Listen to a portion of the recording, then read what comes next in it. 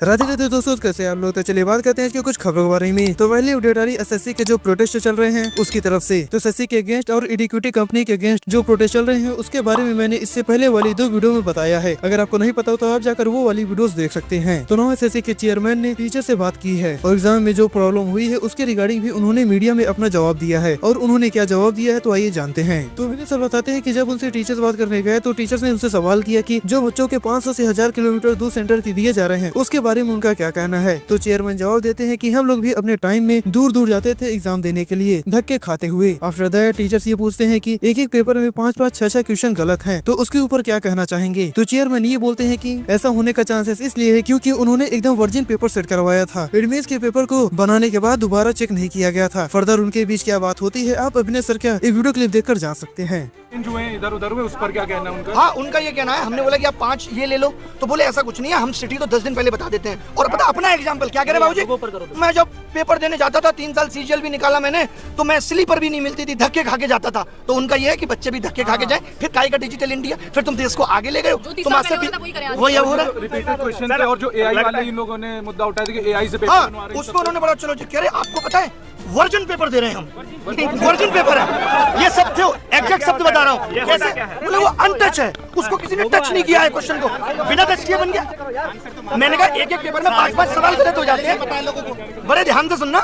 मैंने कहा एक एक पेपर में 10-10 सवाल गलत हो जाते हैं। बोले पेपर अनटच है, किसी और को टच कराएंगे कि चेक कर लो एक बार तो गलत हो जाएगा, पेपर आउट होने के चांस है। आज आप देख लो जो लोग हमारे पेपर बना रहे हैं वो अपने मौसी के लड़के को भी बता दें, उनको भी नहीं पता ये पेपर किस एग्जाम में आएगा। तो फिर दिस एनडीटीवी वाले एसएससी के चेयरमैन के साथ एक इंटरव्यू करते हैं जिसमें एसएससी के चेयरमैन का ये कहना है कि जो भी एग्जाम हुए वो नई कंपनी ने करवाए थे, तो उन्हें एक्सपीरियंस कम था। आज ये पहला एग्जाम था तो एक तरह से ट्रायल था। बट मैं आपको बता दूं कि इक्विटी कंपनी कई सारे एग्जाम कराती रहती है, लेकिन उनकी एग्जाम इतनी ज्यादा गड़बड़बाजी होती है कि उसको ब्लैकलिस्ट भी कर दिया गया था। मुश्किल हो रहा है। क्या आपको एक्नॉलेज करते हैं कि कुछ इश्यूज थे एग्ज़ाम में या प्रोसेस में जो उसको सॉर्ट आउट कर लिया गया अभी? नहीं, ये बात कहूँगा कि कुछ इश्यूज थे। इश्यूज़ के बारे में हमें ईमेल्स आ रहे हैं, लेटर्स आ रहे हैं, कई लोग जाके मिलते भी रहे हैं। लेकिन मेरा यही कहना है कि टेस्ट करने के लिए हम एग्ज़ाम कंडक्टिंग एजेंसी सेलेक्ट करते हैं। नया एजेंसी जो है अभी जुलाई 24 से अपने पहला एग्ज़ाम कर रहा है, तो पहला एग्ज़ाम होने के कारण इसको हम अंग्रेजी में टीचिंग प्रॉब्लम्स बोलेंगे। तो कुछ जगह सिस्टम हैंग हो रहा है, कुछ जगह सिस्टम एग्जाम लेट हो रहा है।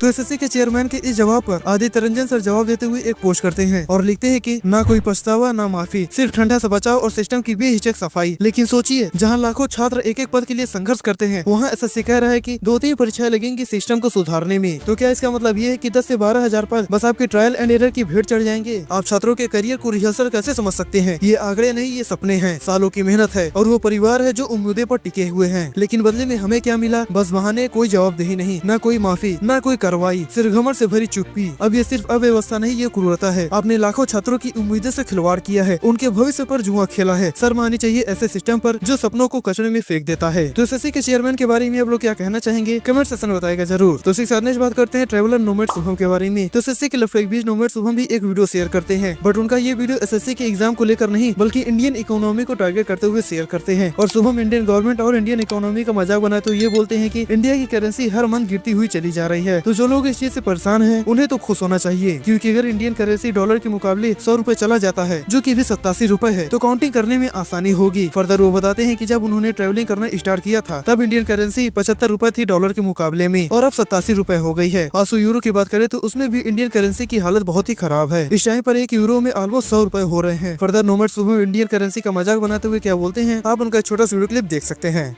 आजकल ना इंडियन रुपीज ऑलमोस्ट 88 के आसपास हो गया है, तो काफी सारे लोग रो रहे हैं कि भाई इंडियन रुपीज गिर रहा है, इंडियन रुपीज गिर रहा है। जरा सोचने का नजरिया बदलो भाई, अगले कुछ सालों में इंडियन रुपीज डॉलर्स के मुकाबले 100 के आसपास रहेगा। तो भाई मुझे से ट्रैवलर्स के लिए कितनी आसानी होगी मैथ्स कैलकुलेट करने के लिए, मैथ्स कितना इजी हो जाएगा। आप देख रहे हो अभी भाई $69 कितने होते हैं मुझे कैलकुलेट करना पड़ता है, $79 कितने होते हैं मुझे कैलकुलेट करना पड़ता है। जब 100 के आसपास हो जाएगा तो $69 इक्वल टू 6,900 रुपीज, $79 7,900 रुपए, $44 4,400 रुपए। 2022 में मैं पहली बार यूरोप आया था, उस समय यूरो हुआ करता था अराउंड 78-79 के आसपास। कितना डिफिकल्ट था उस समय मैथ कैलकुलेट करना। लाइक अगर 55 यूरोज हो रहे हैं तो मुझे निकालना पड़ता था कैलकुलेटर। आज भाई यूरोज 100 के आसपास है, एग्जैक्टली 100 है, और 55 euro is now 5,500 rupees, 69 euros is 6,900 रुपए। इतना इजी हो गया है। तो इंडियन रुपीज गिर नहीं रहा, हमारी मैथ इजी हो रही है। जरा थोड़ा सोचने का नजरिया बदलो भाई, नजरिया।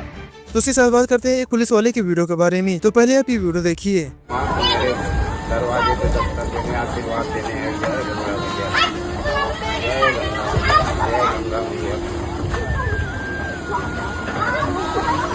जय गंगा मैया, जय गंगा मैया, जय गंगा मैया।